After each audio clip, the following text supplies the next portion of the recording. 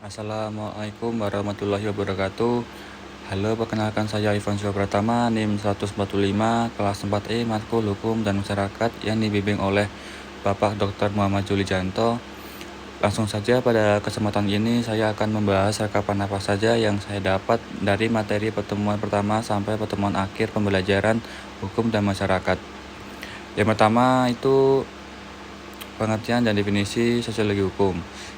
Sosiologi hukum adalah cabang ilmu yang mempelajari hubungan antara hukum dan masyarakat secara menyeluruh. Tidak hanya fokus pada aturan tertulis atau norma formal, tetapi juga pada bagaimana hukum berfungsi dan dipraktikkan dalam kehidupan sosial sehari-hari. Beberapa ahli memberikan definisi berbeda mengenai sosiologi hukum. Yang pertama ada Satjipto Raharjo, yaitu menekankan bahwa sosiologi hukum mempelajari hubungan timbal balik antara hukum dan masyarakat, termasuk bagaimana hukum dipengaruhi oleh kondisi sosial dan budaya.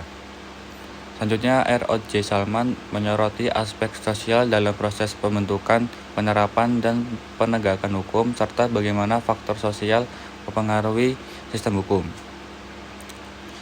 Selanjutnya ada hubungan hukum dan masyarakat. Hukum berfungsi sebagai sistem aturan yang dirancang untuk menciptakan ketertiban, keamanan, dan keadilan dalam masyarakat. Masyarakat adalah sekumpulan individu yang hidup bersama dan berinteraksi secara sosial, yang nilai-nilai dan budaya mereka mempengaruhi pembentukan hukum. Hukum tidak terdiri sendiri, melainkan dipengaruhi oleh kondisi sosial, budaya, ekonomi, dan politik masyarakat. Pertemuan kedua, hukum dan kenyataan masyarakat.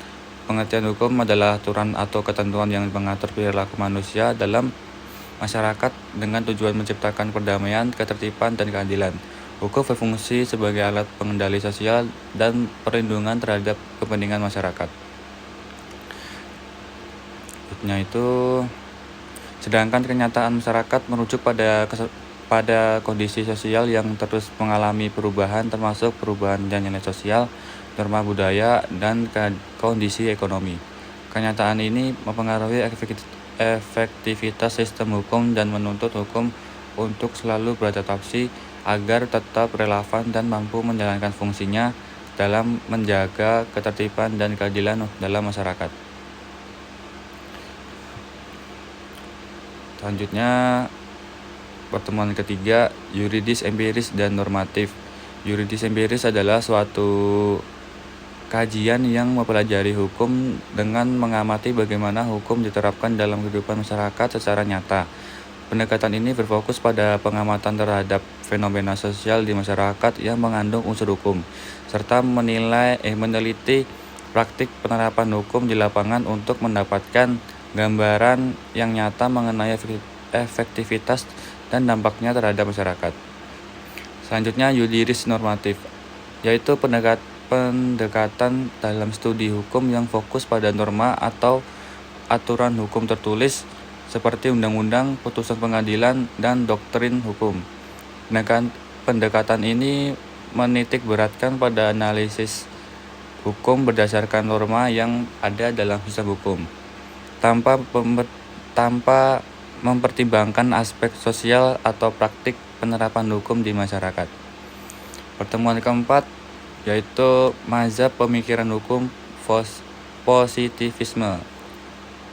Mazhab pemikiran hukum adalah aliran atau paradigma dalam filsafat hukum yang memiliki pandangan dan pendekatan tertentu terhadap sumber, sifat, dan fungsi hukum. Mazhab ini mempengaruhi cara hukum dipahami, diterapkan, dan dikembangkan dalam suatu masyarakat atau negara. Contohnya adalah aliran positivisme hukum yang menekankan pentingnya aturan hukum tertulis dan pemisahan antara hukum dan normal, yaitu sejarah aliran positivisme di Indonesia. Sejarah aliran positivisme di Indonesia berkembang sebagai bagian dari pengaruh pemikiran hukum Barat, terutama yang dipengaruhi oleh teori positivisme dari Eropa. Positivisme hukum menekankan pentingnya aturan hukum tertulis dan pemisahan yang tegas antara hukum dan moral.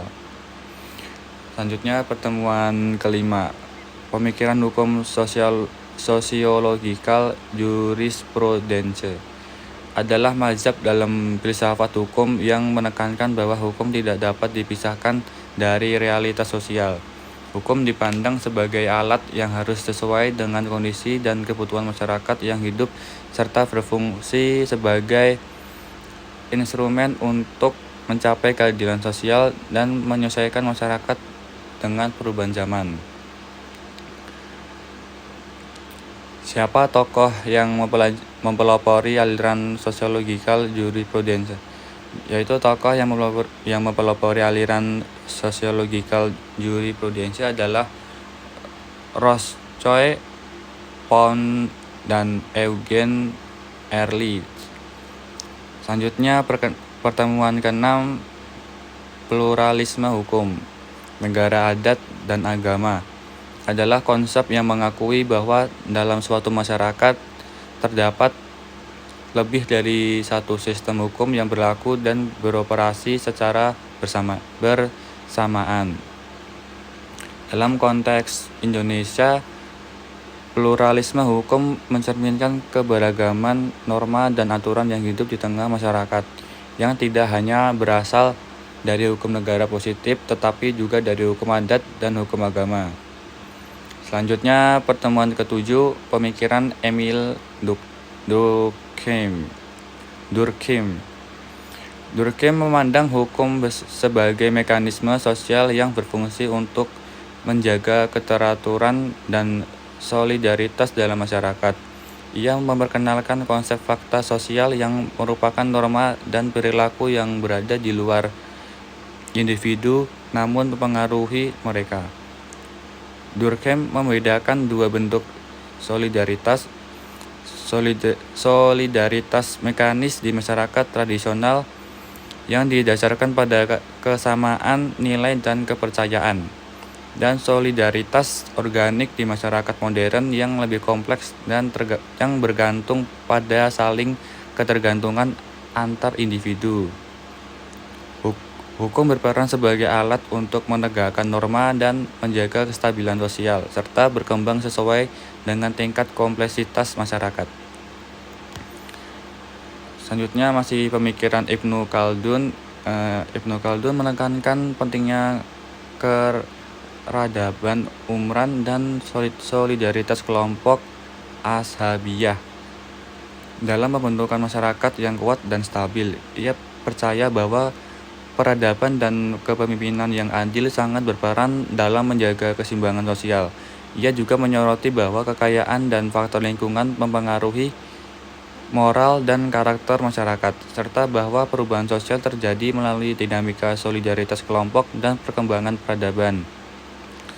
Selanjutnya pertemuan ke-8, pemikiran Max Weber dan Indriani Nugraheni serta Nelendrayuda Hartanto menawarkan pandangan mendalam tentang hubungan antara hukum, masyarakat, dan tindakan sosial. Weber menekankan bahwa hukum bukan hanya aturan formal, tetapi juga mencerminkan nilai dan norma sosial yang hidup dalam masyarakat. Ia memperkenalkan konsep dominasi hukum yang berfungsi untuk menciptakan solidaritas dan harmoni sosial, serta menyoroti pentingnya adaptasi hukum terhadap perubahan sosial yang dinamis. Weber juga mengusulkan pendekatan interpretatif dalam sosiologi hukum, yang menekankan pemahaman tindakan sosial melalui perspektif subjektif individu yang terlibat, serta melihat hukum sebagai sistem yang diatur oleh ahli hukum untuk mengatur perilaku dalam konteks masyarakat tertentu. Dalam masyarakat modern, Weber berpendapat bahwa hukum yang ideal adalah yang rasional dan struktur mampu menyesuaikan diri dengan perubahan sosial dan budaya, serta menciptakan keadilan dan ketertiban sosial. Selanjutnya pertemuan ke-9, effectiveness of law, adalah sejauh mana hukum dapat merealisasikan tujuannya dan memenuhi fungsi-fungsinya dalam masyarakat. Ini mencakup keberhasilan hukum dalam mengatur kehidupan masyarakat secara damai serta mencapai tujuan filosofis, yuridis, dan sosiologis dari hukum tersebut. Menurut Anthony Allott, efektivitas hukum adalah bagaimana hukum dapat memenuhi tujuannya, sedangkan Van Apeldoorn menekankan keberhasilan hukum dalam mengatur masyarakat secara damai. Pertemuan ke-10, Land, Law and Social Control. Pengertian hukum dan pengendalian sosial hukum adalah